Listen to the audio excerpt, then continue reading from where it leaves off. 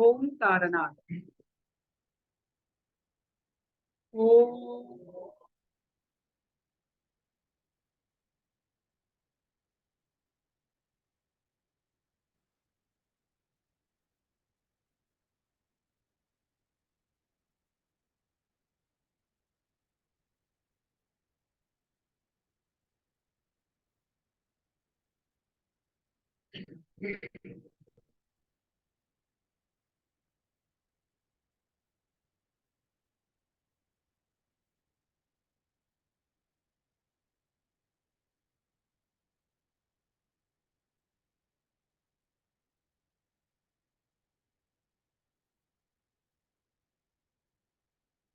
इस आनंदमय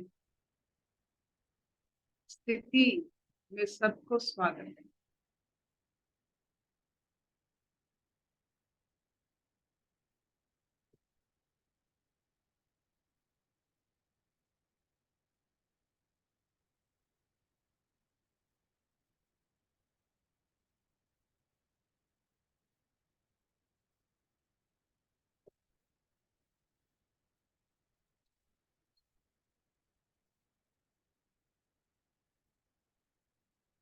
आगे पढ़ते हैं वैशाली जी से। हरिओम अर्पिता, हरिओम सब योगियों को। हम लोग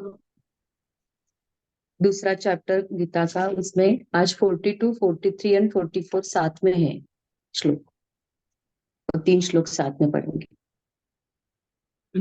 श्री भगवान उवाच यामिमां पुष्पितां वाचं प्रवदन्त विपश्चितः वेदवादरतः पार्थ नान्यदस्तीति वादिनः कामात्मानः स्वर्गपरा जन्म कर्म फलप्रदां क्रिया विशेष बहुलां भोगेश्वर्य गतिं प्रति भोगेश्वर्य प्रसक्तानां तया परतचेतसाम् व्यवसायितात्मिका बुद्धि समाधौ न विधीयते।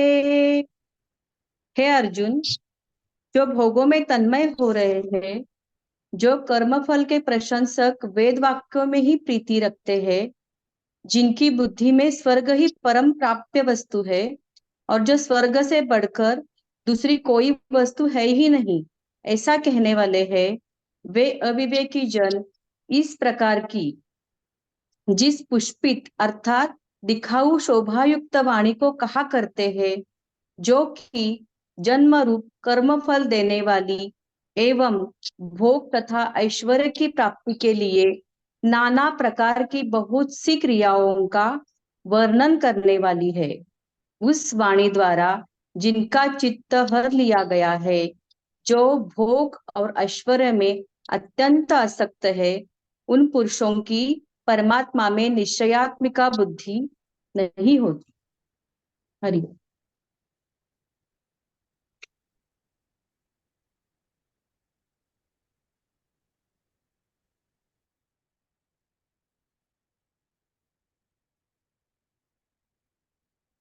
ये 6 वाक्य, 3 श्लोक। पहला श्लोक संसार में सांसारिक लोग अपना मार्गदर्शिता के लिए सोच क्या रखते हैं। जैसे आप देखोगे, जब भी कोई सरकार बनता है तो एक मार्गदर्शन की एक बुकलेट निकलती है, that we will work like this. हमारे जीवन में भी ऐसे अपना मार्गदर्शन के लिए बहुत सारे व्यवस्था है, और अपने मार्गदर्शन जो हम चलते हैं, अपने मार्गदर्शन के कारण जो जो जिसको पाया है बचपन से लेकर आज तक, वही मार्ग को चुनते हैं।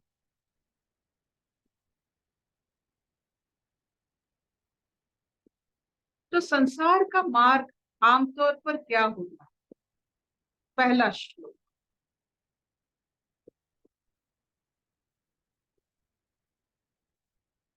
जो संसार में रहते हैं, सत्य से, वेद से, स्वल्पता से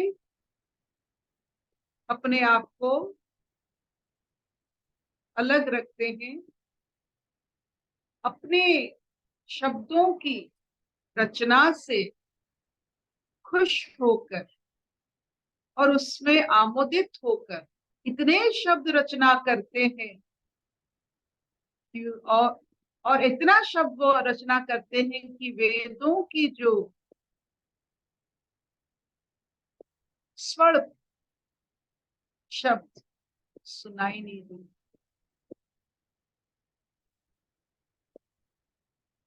जैसे एक वेद की वाणी है, अहम ब्रह्मस्मि, जो अपने सांसारिक जीवन में घटे हुए कथा को इतना वर्णन करता है, इतना अपने जीवन में घटित हुए कथा को इतना वर्णन शब्दों के जरिए दूसरों को वर्णन करता है, क्या वो अहम ब्रह्मस्मि को स्वीकार करता है?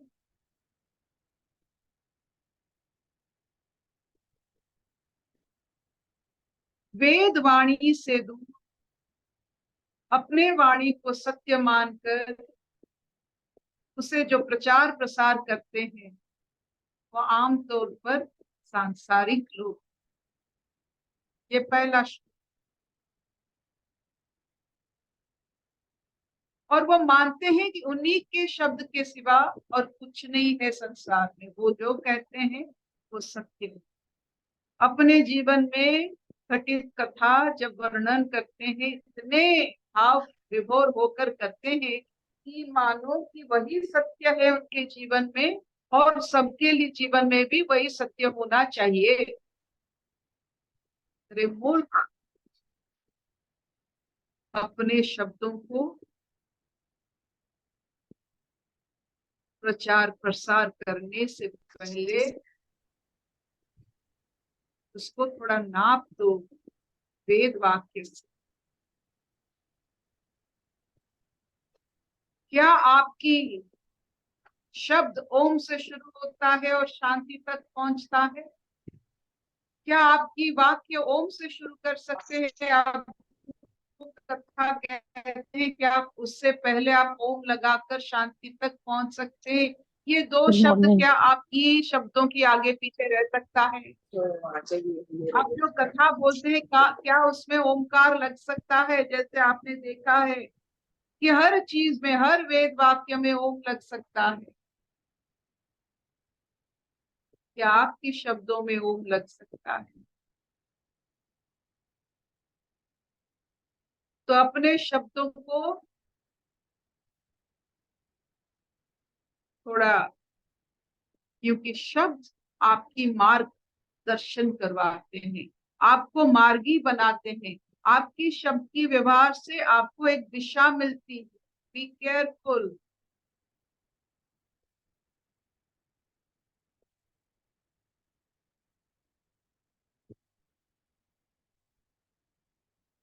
दूसरा श्लोक, जो पुरुष, जो इंसान, जो मनुष्य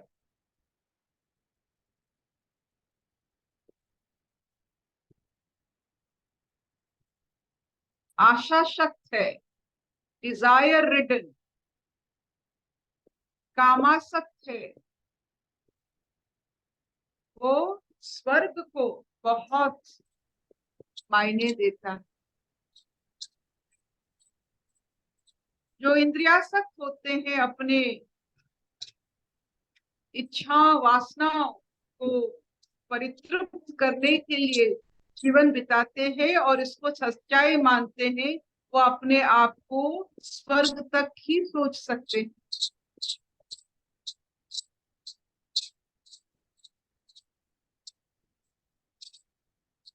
जब वेद वाक्य मुक्ति तक लेता है, संसार वाक्य सिर्फ आपको स्वर्ग तक ले सकता है। आपने सुना होगा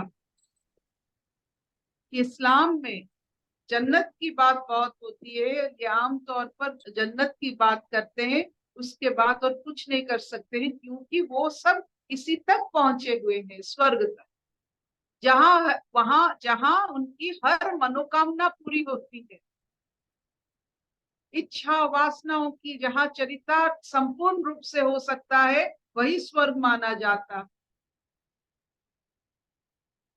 आमतौर पर लोग यही सोच सकते हैं। उससे परे मोक्ष, मुक्ति, इंद्रियातीत, समयातीत, ये अवस्था को सिर्फ वही सोच सकते हैं जो काम रहित है,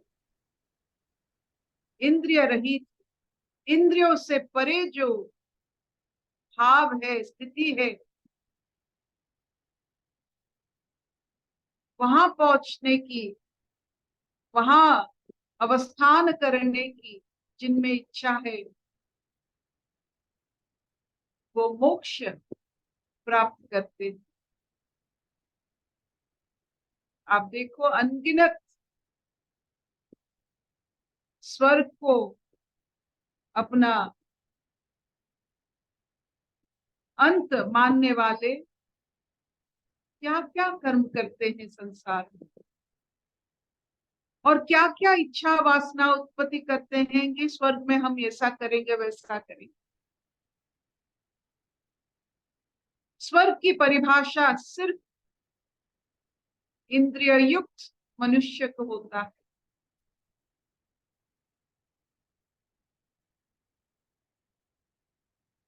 तो स्वर्ग की कामना एक तुच्छ कामना,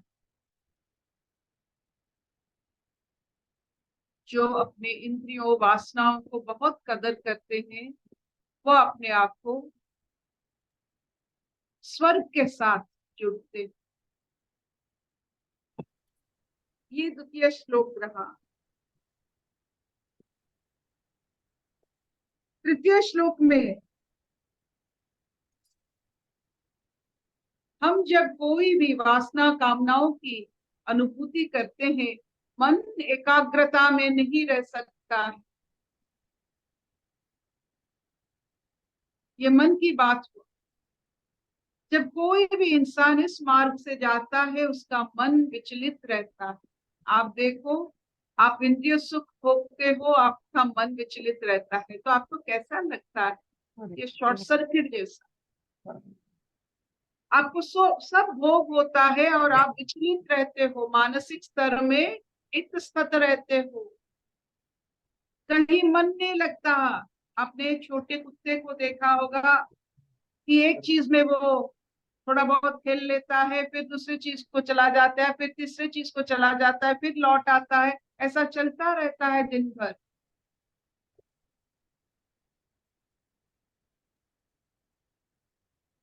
कामना वासनाओं को चरितार्थ करने की जो सोच रहते हैं, वो मानसिक स्तर में बहुत विचलित रहेंगे। ये मैथमेटिक्स है। इंद्रिय सुख को जो बहुत आदर करते हैं, वो मानसिक विचल अवस्था को प्राप्त होंगे, अविचल अवस्था को नहीं, मानसिक अस्थिरता में फंस जाएगी। और मानसिक अस्थिरता से शुरू होता है कर्म बंधन।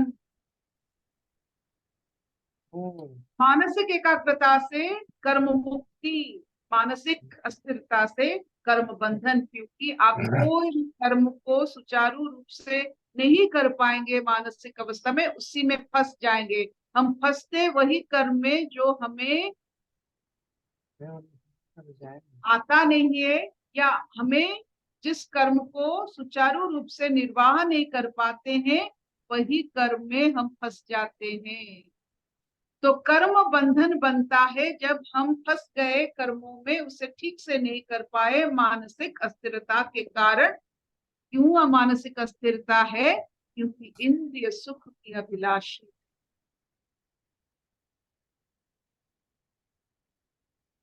ये 3 श्लोक आज की बहुत भारी। एक श्लोक बताता है वाणी को, एक श्लोक बताता है स्वर्ग को, और एक श्लोक बताता है मानसिक अस्थिरता को। वाणी कैसे हमें सत्य से परे ले सकता है, अपने वाणी में कैसे हम ऐसे उलझ जाते हैं कि सुलझे हुए रास्ते हमको दिखाई नहीं देते, लंबे रास्ता पकड़ लेते हैं, और लंबे रास्ते में पकड़कर हम स्वर्ग की इच्छा रखते हैं। अगर लंबी रास्ता पकड़ते हैं और साधना की इच्छा रखते तो कोई अलग बात होता है, और स्वर्ग की इच्छा रखते हैं जहाँ कामनाओं वासनाओं का चरितार्थ होता है।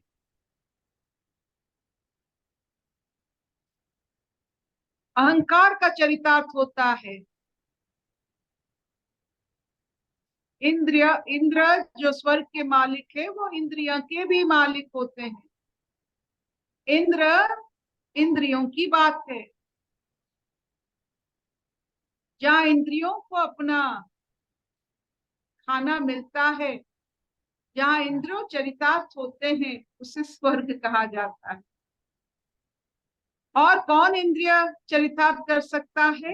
जो अपने आप को मैं मानता है, ये मेरा है। मैं मानने वाले इंद्रियों को खाना देते हैं। मैं सब इंद्रियों को एक्टिवेट कर देता है। आप देखो, जब आप मैं कहते हो, आपकी इंद्रिय कितने प्रखर हो जाते हैं। तो अहंकार से इंद्रियों की अभिवृद्धि होती है। इस अभिवृद्धि के कारण आप स्वर्ग की कामना करते हो। मैं ही स्वर्ग की कामना कर सकता, जिसके कारण मानसिक अस्थिरता, कर्म बंधन, और इस बंधन में इंसान बहुत भूल करता है, पाप करता है। अपने आप को ना समझने वाला, अपने स्थिति को ना जानने वाला ही तो पापी है। जो अपने स्थिति को समझता है, जो अपने स्वरूप को जानता है, वो साधु। तो ये 3 श्लोक हमें यहाँ तक पहुंचाते हैं कि वेद वाणी के सिवा और वाणी तुच्छ। मुक्ति के सामने स्वर्ग तुच्छ है।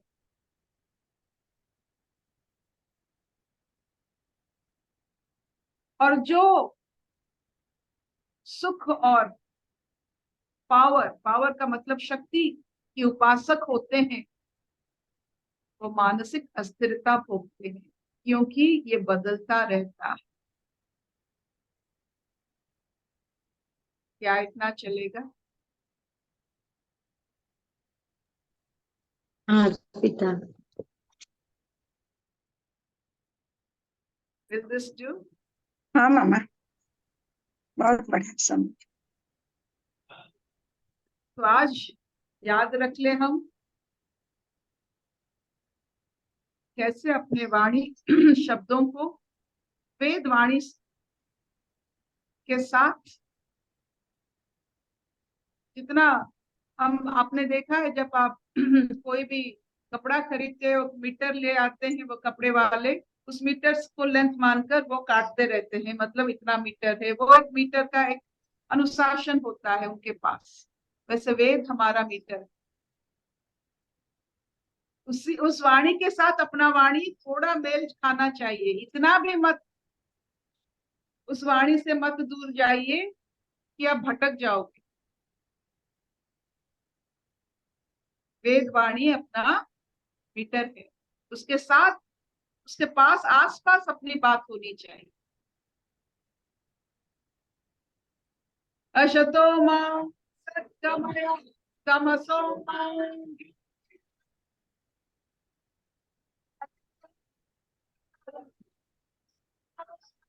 सर्वे संतिरामय सर्वे भद्राणि पश्यन्तु मा कश्चित् दुःखं भवेत्। ओम शांति शांति शांति।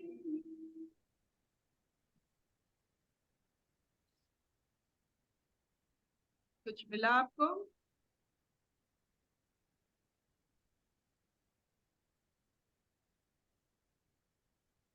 हाँ जी। हरिओम दीदी। हाँ दीदी आज मुझे ना आपका ये श्लोक एक अलग ही लेवल पे समझ में आया दीदी।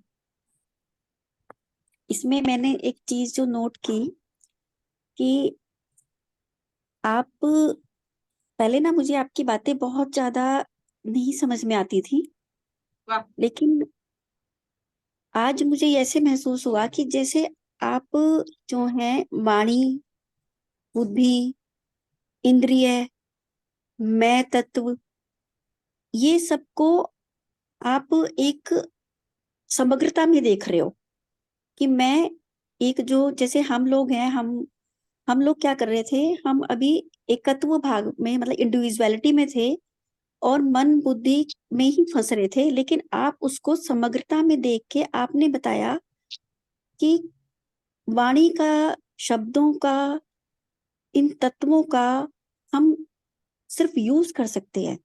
ये यूजेबल ये यूजेबल टूल्स हैं हमारे, और हमको मैं की स्थिति में भी हम रह सकते हैं, और हम मैं की स्थिति में जब रहेंगे, मैं को भी हम यूज कर सकते हैं, शब्दों को भी हम यूज कर सकते हैं, वाणी को भी हम यूज कर सकते हैं, और उसके साथ साथ हमें अपना, हम केवल इनको यूज करने वाले हैं और हम एक प्योरिटी में है, मतलब हम इन सब तत्वों को यूज करने वाले हैं।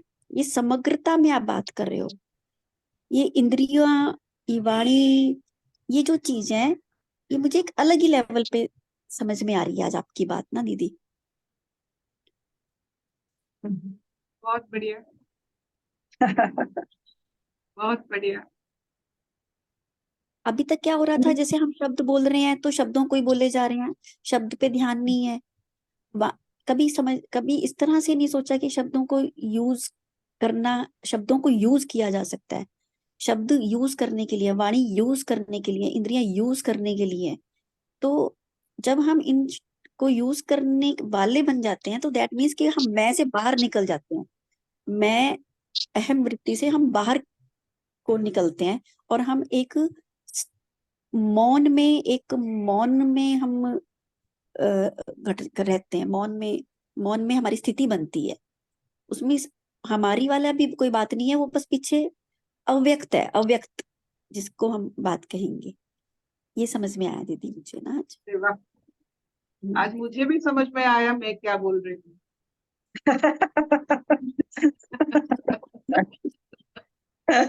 ये तो हम बोलते थे समझ नहीं रहे थे क्या बोल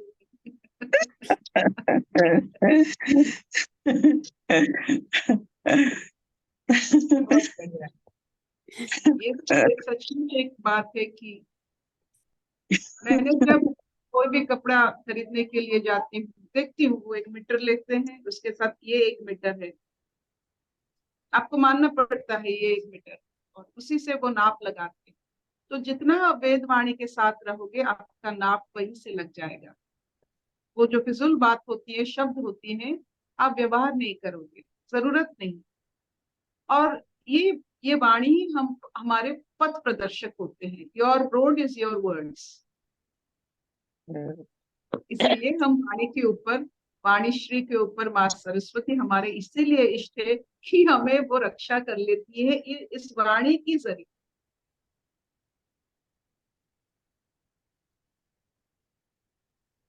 thank you mummy, thank you. Thank you.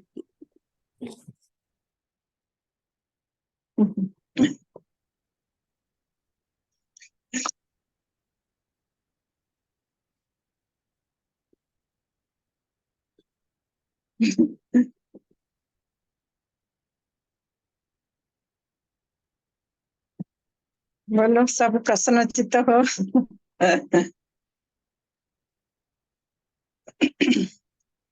तुम खुश हो तो जरूर कोई बात है।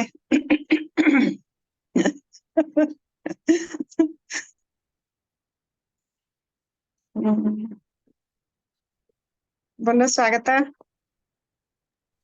कुछ नहीं आंटी, मुझे याद आ रहा है कि ना, जब हम थीसिस लिखते थे या पेपर वगैरह सबमिट करते थे किसी भी चीज का ना, तो आंटी एक सीधी चीज को हम ऐसा करके हमें प्रेजेंट करना होता है जैसे वो बहुत कठिन दिखता है, और जिसका पेपर पढ़ने में जितना कठिन दिखे उसका उतना वजन होता है।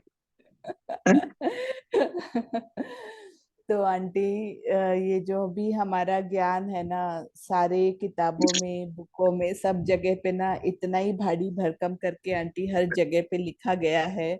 लेकिन जब आपके पास से ये ज्ञान मिला और ये ज्ञान जब समझ में आया, तब ये समझ में आया कि इसमें इतना कुछ तो है ही नहीं, है तो बड़ा ही सत्य सरल ही है।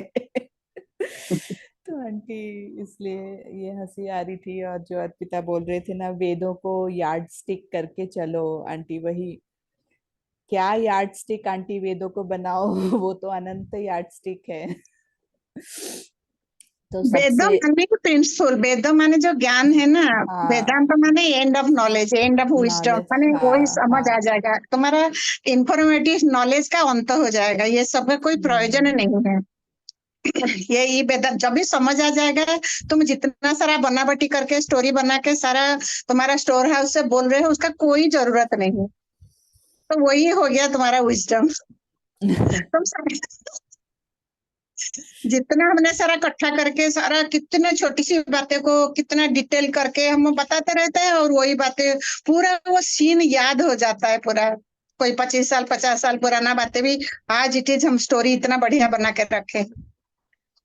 तो ये जब भी पता चलेगा कि उसका कोई बातें नहीं है, it is a bubble in the समुद्र में एक ये हम्म, फाउंटेन क्या है, वो के वेब जैसा है, इसका कोई अंत बुदबुदा, नहीं है, उधर से ही उपजता है। हमको टोटल अंडरस्टैंडिंग नहीं है ना बेटा, इसलिए हम इतना स्टोरी बने। और जब तक टोटल अंडरस्टैंडिंग नहीं होगा ना, तो हम साक्षी भाव को नहीं पहुंच पाओ। टोटल अंडरस्टैंडिंग इज साक्षी, तो प्योर कॉन्शियसनेस। नहीं तो यू आर इंडिविजुअल स्टोरी बनाते रहते हो, वो तुम्हारा स्टोरी को गोल गोल घुमाते रहते हो और ऑब्जर्व करते हो और जजमेंट करते हो। Observation and judgement of a individual self चलता रहता है, साथ साथ चलेगा। जो व्यक्ति ऑब्जर्व कर रहा है वो जज ही कर रहा है। जब तक टोटलिटी का समझ नहीं है ना बेटा, उसका ऑब्जर्वेशन टोटल नहीं होगा। समझ में आया? हाँ आंटी।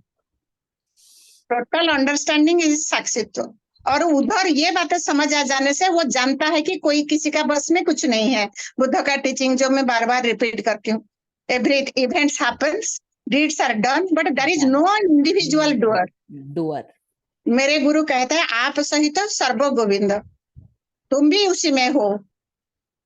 जैसा हम पासिंग द पार्सल खेल रहे हैं, कि वो जो चेयर खेलते रहते हैं, क्या चेयर कहते हैं, म्यूजिक चेयर क्या कहते हैं, musical chair, musical music. Chair. हाँ, वो तुम भी उसी के साथ गोल गोल घूम रहे हो, समझे? कोई बाहर है, वो सबको देख रहा है। तो you are out of the circuit, जैसा बोला ना अभी शिल्पा जैन ने। सिंपल बात है, ये यंत्र सब यूज करने के लिए है। ये निराकार का साकार रूप में कोई भी आकार साकार में दिखाई जा रहा है, बनाता वो शक्ति से, वो निर्गुण है, उसी को समझ जाना टोटल अंडरस्टैंडिंग है। इसके बाद साकार को, शरीर को, मन को, बुद्धि को, प्रज्ञा को, चेतना को तुम सही ढंग से यूज करोगे, इतनी ही समझ है।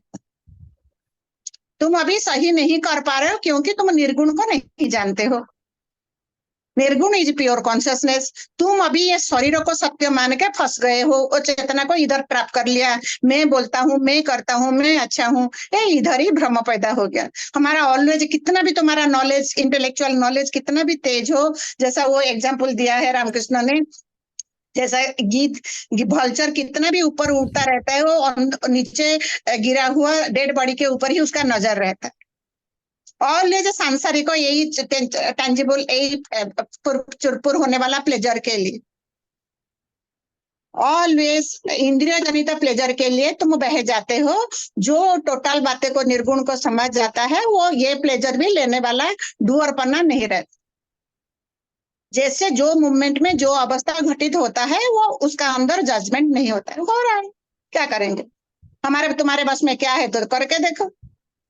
अभी दांत दर्द हो गया, तुम अभी अच्छा थे, अभी दर्द शुरू हो गई, पेट में दर्द शुरू हो गई, तुम कुछ थोड़ी कर रहे हो, ये प्रकृति में घटती रहती है। तुम कहते हो ये मेरा प्रकृति मैं ठीक कर दूंगा, ये मेरे को क्यों हो रहा है, ये नहीं होना चाहिए, ये तुम्हारा अहंकार।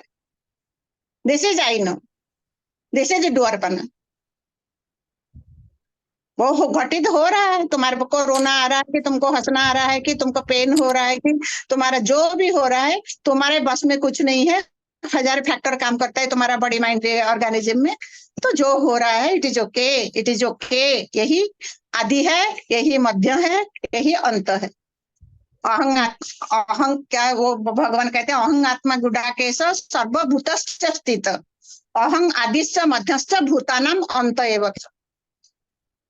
अर्जुन को भगवान कह रहे हैं यही अंत है, यही आदि है, यही अंत है, इतना ही समझ। जो नहीं समझ पाया बोल।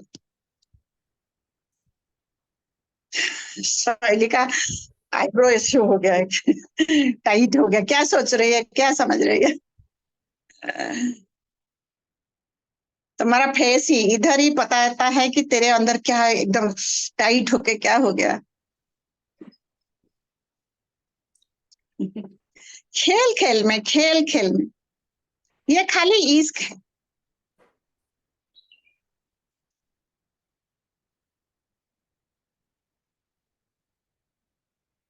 बोलो।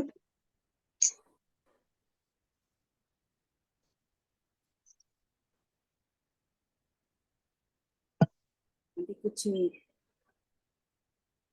बोलने को भी नहीं आ रहा है आंटी, ये सब।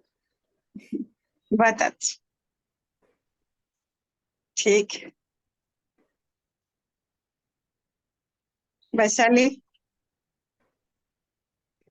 आंटी अभी आपने जो बोला ना, कल हम डिस्कस भी वही कर रहे थे शाम को आंटी, कि मैंने बोला आंटी मैं तो बचपन में बीमार ज्यादा नहीं पड़ती थी, तो एकदम आपने बोला कि तू मतलब कौन, ये एक शरीर है और वो मैं बीमार पड़ती, बट टोटालिटी में सारे शरीर तुम्हारे ही है, टोटालिटी में ये भी शरीर है।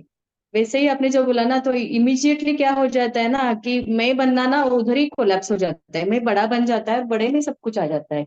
जैसे हम बोलते हैं कि कोई भी एक विचार पकड़ते हैं आंटी, सारे विचार टोटलिटी में चल रहे, लेकिन एक विचार ये मैं हूं करके उसके साथ आइडेंटिफिकेशन करते वही मैं बन जाता है। तो वही है आंटी, सारा जो भी डिजॉल्व होगा, विशालता का बोध नहीं है ना तब तक आंटी, बुद्धि से भी समझो तो डिजॉल्व होता है, नहीं तो मैं करके ना एक विचार पकड़ते, एक शरीर पकड़ते, उसके साथ आइडेंटिफिकेशन करते और वही सब रिपीट करते रहते हैं आंटी जिंदगी भर, जब तक कोई बताएगा नहीं ना आंटी, वही बताया वही सब रिपीट होएगा सबकॉन्शियसली, ऑटोमेटिक। आंटी आवाज आ रही है क्या? आ रही है वैशाली? वो आ रही है, अभी वो माली आया है, उसको थोड़ा वो जा रहा है ना, वो कोकोपीट लाया था, उसको बता रही हूँ कहाँ कहाँ डाल देगा, फिर बैठो तुम बात ठीक करो। है।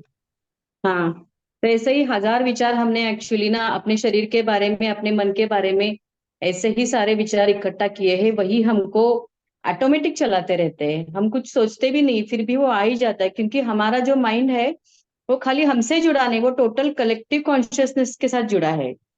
जैसे पत्ता होता है वो स्टेम के साथ फिर रूट के साथ जुड़ा होता है, वैसे ही हमारा इतने सारे विचार हमारे साथ जुड़े हैं ना, तो इसीलिए वो हमको अनुभव आते रहते हैं बिल्कुल भी। जैसे हमारी शादी हो जाती है, अचानक एक डिफरेंट डिफरेंट विचार आते हैं कि मैं ऐसे करूँ वैसे, कहाँ से आते हैं, हमने कहीं सीखे भी नहीं होते, बट हमको वो कलेक्टिव में है तो ऑटोमेटिक आ जाते हैं।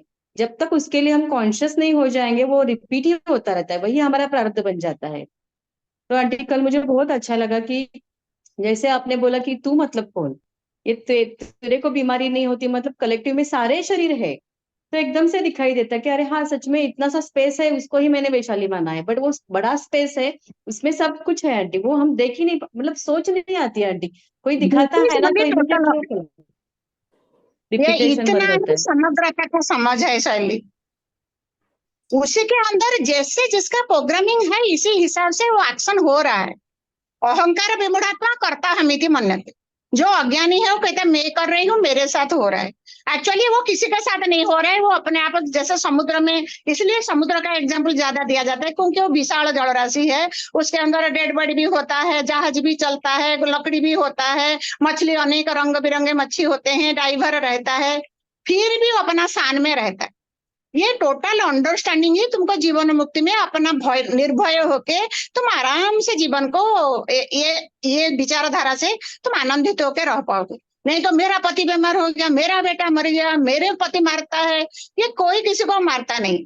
तुमने इसको प्रोत्साहन दिया, क्यों मारेगा कोई तुमको? तुमने क्या पहले भाव डालते हो, तुम्हारा भय सामने एंगर क्रिएट करता है। एवरीथिंग इज कंसोलिडेटेड एनर्जी का हेरफेर है, खेल है। तुम क्या भाव, तुम्हारे बस में, देखो तुम क्या डालते हो सामने। जो भी विपरीत सिचुएशन आ रहे हैं, तुमको पसंद नहीं हो रहा है, ये आस्था का एग्जाम्पल लो। वो पहले जो क्वेश्चन सब पूछती थी उसका सेवाधारी क्या सोचता है, क्या करता है, उसको क्या लगता है, वो कहाँ चला गया? अभी निरुपमा को लो, वो क्या क्या बोल रही थी, अभी कहाँ चला गया? अपना भाव जब बदल जाता है, सामने खेल बदल जाता है। It is your projection. तुम जब भी तुम्हारा विचारधारा बदल जाता है तो सामने खेल बदल जाता है, क्योंकि you are projecting the other. समझे बात को? तुम मैं हूं तो मैं जैसे हूं, मेरे सामने ऐसा ही है।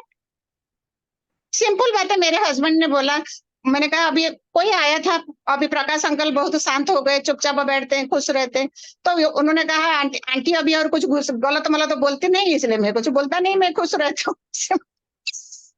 मैं बोलती हूँ तो उनका गुस्सा निकलता है। समझे बात को? हर गृहस्थ में देखो, हमारा बोलने के पीछे हमारा कैसा भाव है। मैं उनको टोटल स्वीकार कर लिया, वो भी स्वीकार कर लिया, उनको मस्त, वो अपने में मस्त रहते, मेरे को कोई जजमेंट नहीं। मैं कुछ भी बोलूंगी तो मेरे को फिर आएगा, फिर किस भावना से बोलता हूँ, कहाँ बोलता हूँ, कैसे बोलता हूँ, ये अपना सेल्फ स्टडी करो। इसके लिए कोई साधना भी जरूरत नहीं। ये साधना करने वाला भी ईगो है, जैसा गंजड़िया नशेड़िया ड्रिंक करते रहते हैं, शराब पीते रहते हैं, ये भी ऐसे ही। मैं 4 घंटा ध्यान में बैठा, 8 घंटा ध्यान में बैठा, कुछ काम नहीं है तो बैठो, नहीं तो हमारा फुर्सत नहीं है बैठने के लिए। जो 14 घंटा 8 घंटा ध्यान में बैठता है, कब जाएगा ऑफिस में, क्या काम करेगा? हमारा काम ध्यान से होना चाहिए, ये मैं सिखाती हूँ। 2 मिनट ध्यान है ना, फिर अभी जिज्ञासु टाइम में पता चल जाएगा वेयर यू स्टैंड, क्या कर रही हो, किस ओर तेरी मंजिल। तुम परफेक्शन के, तुम परमात्मा के तरफ, परमात्मा इज परफेक्शन, तुम परमात्मा के तरफ जा रहे हो और चेंजेबल सृष्टि, अनित्य दृश्यमान जो प्लेजर ओरिएंटेड तुमको खड्डा में डालेगा, उसके तरफ जा रहे हो। इतना यदि तेरे में बुद्धि नहीं है, तू ये क्लास में क्यों बैठा है? किस ओर तेरी मंजिल और किस ओर जा रहा है? अरे सॉली, रिकॉर्डिंग चल रहा है। आंटी काट दूंगी मैं रिकॉर्डिंग में।